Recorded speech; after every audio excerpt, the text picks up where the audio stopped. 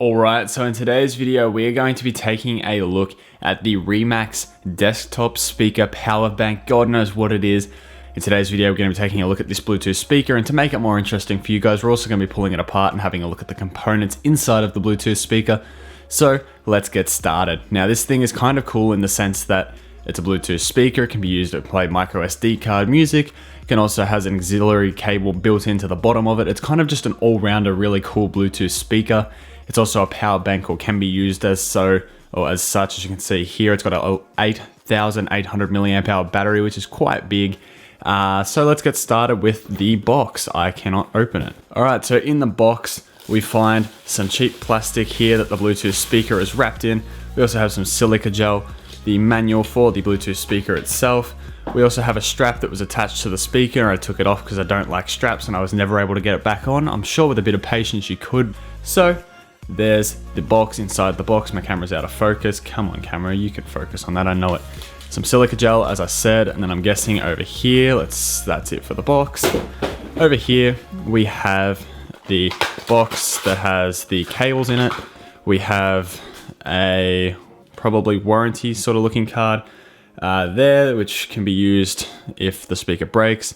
We have a USB cable here to what looks to be like a 5-volt sort of end tip type thing here, which can be used to charge the Bluetooth speaker, as well as a micro USB cable. Either of these will charge the Bluetooth speaker. I'm going to assume this is so you can charge it and maybe output at the same time. My camera's struggling with focus here. I'm in quite a dimly lit room at the moment because it's just that time of day. So getting rid of those cables. We're left with the Bluetooth speaker itself. This is in the black version. Obviously, normally there would be a strap on the side here. However, again, as I've previously said, I didn't like it, so I pulled it off. It does look pretty cool. I don't like straps, so I took it off. So let's have a look now at the front. As a grill, Remax logo, pretty boring, pretty casual. You can see two speakers here. And on top there is absolutely nothing besides the same grill texture that I'm not a big fan of. And then on the back it says Hi-Fi 1, which I'm not sure if that's maybe a model number or what the deal is with that. But Hi-Fi 1, there you go, that's on the side. Having a look at what is the right side, if you are looking at it from front on, we have an NFC tab, a tiny port that is absolutely horrible, and I'll touch on that in sound quality, and the spot there for the strap, as well as the Remax logo again. The left side, if you're looking at it from the front, we have volume down, volume up, which can also, I'm pretty sure, work as track next and track last. We also have a play pause button, which is also a phone call button, and a mode button, which toggles between auxiliary and Bluetooth and so forth. Down below here, we also have the on-off switch, a microphone if you want to use this for calls, the battery life indicator, the USB output, the 5-volt in, micro SD card in, TF micro SD card as well as the charging light and the playing light. So there's a whole bunch of things on the side of the speaker. I'm going to admit it's pretty jam-packed with features. However, the sound quality sort of kind of ruins the fact that it's got so many cool features. Again, touch on that later. Let's turn this thing on. Hear the crazy tones this thing has. You entered line in mode. Don't know what exactly happened there, but that sounded like it had some pretty bad vibrations of some sort. But that is line in mode there. Press the mode button. You entered Bluetooth mode. Again, the vocals for the voiceover sounds pretty unnatural. Like the actual voice sounds really funny. But anyway, on the bottom as well, we have 6 rubber feet. A sticker that has some specs on it, an auxiliary cable that's built into the bottom that you swirl around, and it's a pain in the ass to do it, but that's how it works. And on the bottom we have what is a subwoofer, which is basically a woofer, just a mid-range driver realistically. It probably plays no lower than 100 Hertz realistically. But yeah, that's basically it. That's the outside of the speaker. Sound quality is pretty meh. There'll be a sound quality demo at the end of this video. It lacks treble, the bass is boomy. The port on the side has a ton of port noise, and the bass is lacking, although it is boomy. The mid-range is probably the best part of it. It's decent for vocals, but sound quality is probably not why you're buying this speaker. For this speaker, you're probably buying it for all the features and the fact that you can probably take it camping and have it last you a few days. But that's about it. This is sort of being a really weird review. So now let's remove the grill off the speaker and let's have a look inside of it. So attempting to remove the grill has proved that the screw on the back in the middle here is stripped, which is great. So judging by the amount of actual grill that was holding it on there, what I'm going to attempt to do is try and open the Bluetooth speaker with that last Screw's still there. It'll most likely probably pull through, and we'll get into this speaker. As I said, there it is, the screw's still there. I knew that would happen, it would just pull straight through. So, as I said, look at these drivers. I'm sorry, but from an actual audio perspective, these things they don't look good at all. They look pretty bad. But now what I'm going to do is hopefully be able to remove these 8 screws along the top here, separate the base from the top, and have a look inside of the drive or enclosure, see what the drivers are made up of. Hopefully this bottom woofer is slightly better. Actually, just really quickly before I pull this speaker apart, while it's still in one piece, let's have a quick sound demo so you can hear what the speaker sounds like.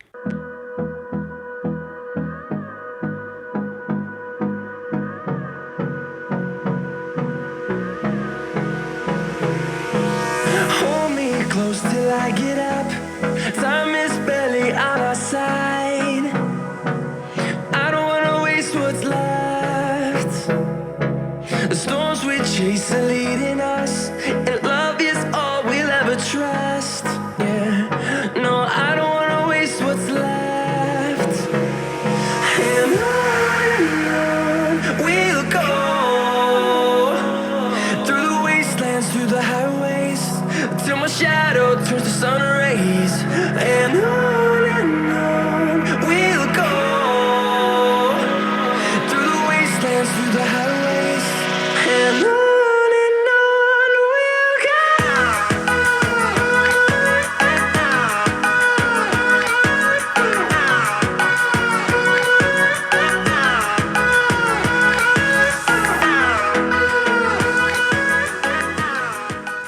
So, as you can hear, as I described before, the sound quality isn't great. For the price, I couldn't recommend the sound quality. However, if you're looking for the features this thing offers, for example, the charging and the battery bank and all the sort of features it has built into it, I'd recommend the speaker. However, for its actual sound quality, if you're buying the speaker purely for sound, I can't actually recommend this speaker to you, and my apologies for that. But anyway, now let's pull the speaker apart, and then I'll do my overview at the end, and let's just do that. So let's pull these screws out. All right, so now let's see, does the top simply separate from the base? Let's try this. Oh, it looks like I've got some separation towards the bottom. Come on, let's separate this thing completely. Oh, here we go. Let me just quickly try and remove this top and I will be back. All right, so here we are inside of the speaker enclosure. Now I must say I'm actually a bit more impressed with what's actually inside of the enclosure. The speakers here are concealed in their own little sealed compartments that actually have a bit of volume to them. So the speaker drivers might actually be getting some sort of tuning or recommended specs for inside of the enclosure here. The speakers are 4 ohms, 3 watts. They have a pretty small neodymium magnet. They look to be about 2 inches. And that is the left and the right speaker that make up the mid-high components. So now I can actually remove these from the amplifier board. That's pretty cool. I didn't expect them to be modular like that. So now let's remove the speakers here and talk about the rest of the enclosure. Here, as we see on the right here, we have the port, and we actually have a really big port tube, and I wonder if there's actually any sort of tuning frequency on this. The port actually feels to still be plastic. Oh no, it's definitely cardboard tubing the whole way through. I wonder where that turns to plastic inside of this here, because there is a plastic flare on the outside. It looks maybe it goes about 1 centimeter in, and then it turns into the cardboard tube. But at the bottom here, we have the actual woofer driver, or whatever you want to call it. It has a fairly decent sized ferrite magnet. A vented note, not a vented pole piece. There's just a little dimple in the back of the magnet there that doesn't actually go all the way through. But there is the woofer there. That is a 3 ohm, that's really weird rating, 3 ohm 5 watt woofer. And that is what makes up the low frequencies in a monotone. So we also have not the magnets, these aren't magnets at all. The batteries here, I'm going to assume that these are going to be 4,400 milliamp hours, and I'm going to assume that they are wired in parallel or series. Obviously it's got to be one of the two. Can't remember in batteries which ones makes twice the capacity. I think it is actually series. So these would be wired in series on the amplifier board here, and there's 2 of them. This one here is actually kind of just doing its thing inside of the enclosure. When I opened it, it was like however it was before. This bottom one here is stuck down, so I'm actually going to test whatever the rated power is on these batteries here. I'll tell you right now what the voltage is. So I'll go and grab my multimeter and do that. All right, so funnily enough here, actually removing the second battery has some markings on it that tell me enough about the battery. So it is a TKSN 1860, I can't read that actually from this distance. I think that says 18650, 3.7 volts, 4,400 milliamp hours, 16.68 watt hours, and 161226 it looks like. I can't actually read what that says. Let's show that really close to the camera there, so maybe you guys can read it yourself. However, I'm struggling from about 2 feet away. So there it is. These are the batteries for the Bluetooth speaker. Obviously the amplifier board wires these in series somehow. I'm going to keep these because I'm going to imagine I'll probably be able to use these somewhere somehow. They seem like they'd be somewhat useful. Maybe a Bluetooth speaker with a step up module for voltage and a 12 volt power supply, and a 12 volt Bluetooth speaker amplifier board or something. Maybe I'll even use this amplifier board. So now let's continue on with our look inside. Let's see if I can just remove this tubing here. Let's just really slowly wiggle and pull this Bluetooth. That's not Bluetooth at all. That's a piece of cardboard. So piece of cardboard's off. As we can see, here's the plastic bit here. It goes about 1 inch into the enclosure. And then there's probably 5 inches of cardboard tube that I'd say is about 1/2 inch round. So here's inside of the enclosure. We have what the cardboard tubing was sitting on the back of the driver here. Again, the driver and the amplifier board itself. Now, having a quick look up close and personal with the amplifier board, we can see the main sort of brain to the amplifier board here, the Bluetooth chips over here, as well as its aerial. We've got some small little capacitors. Here's all the outputs for the left and the right, and the batteries. I'm going to imagine they're wired in series. I'll have a look at the bottom of the amplifier board in a minute to see if they actually are or not. As well as that, we have the output for the woofer. I'm actually going to remove that real quick so we can have a look at the front of the driver. So here is the woofer driver itself. I'm not going to lie, it's pretty cool. Again, we can see on the bottom there, MY, don't know what that means, 3 ohm, 5 watts. Decent sized ferrite magnet. I'd say this is a 2.5 inch woofer. We have a relatively big paper dust cap. The other one's a plastic, and a foam surround. Relatively decent excursion, and some basic soldered on terminals on the side, as well as what looks to be 22 gauge wire going to it. In the middle there, we have some venting. I said the pole piece wasn't vented, which is true, it's not. However, we have some ventilating here behind the dust cap on the back of the cone.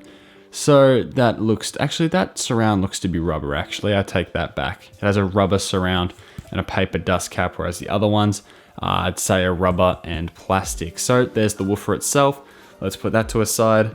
Again, we talked about the amplifier board, so let's try and remove this from the enclosure of the speaker. All right, after much effort later, we are finally with the amplifier board removed. Now let's just quickly look. I'm actually thinking I might reuse this with the batteries and maybe some different speakers and build a speaker, Bluetooth speaker for you guys. If you guys are interested and want to see another Bluetooth speaker build, let me know. But again, on the bottom of the amplifier, it looks like we have another little brain box.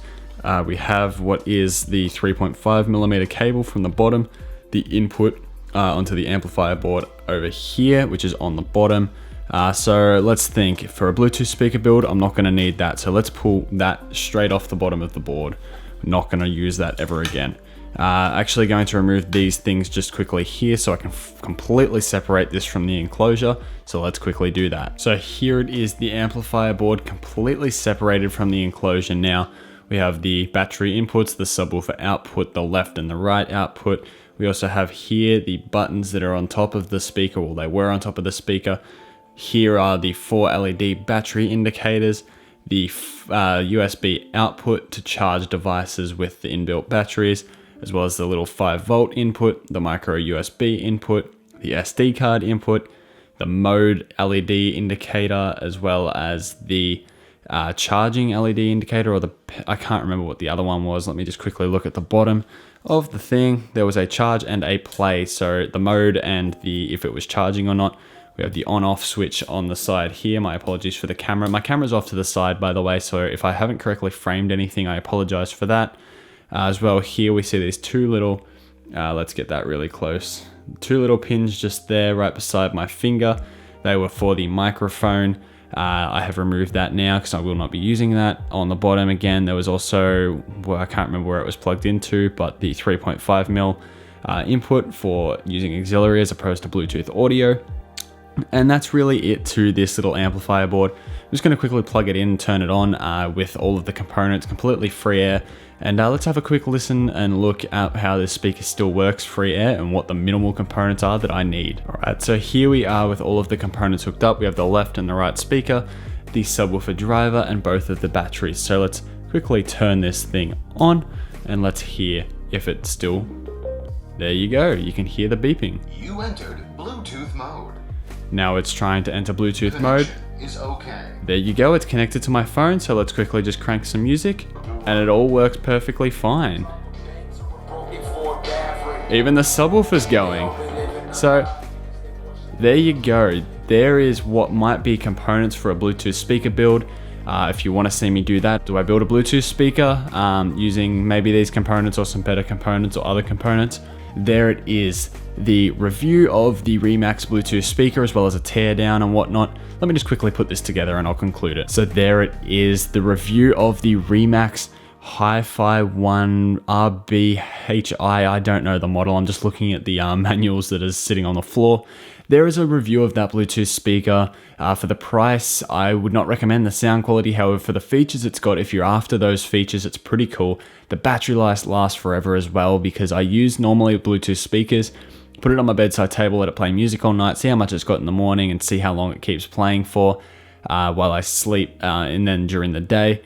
This speaker was at 2 out of 4 on the battery indicator when I went to bed, and it was still at 2 out of 4 when I woke up. So the the battery life, on this speaker lasts forever.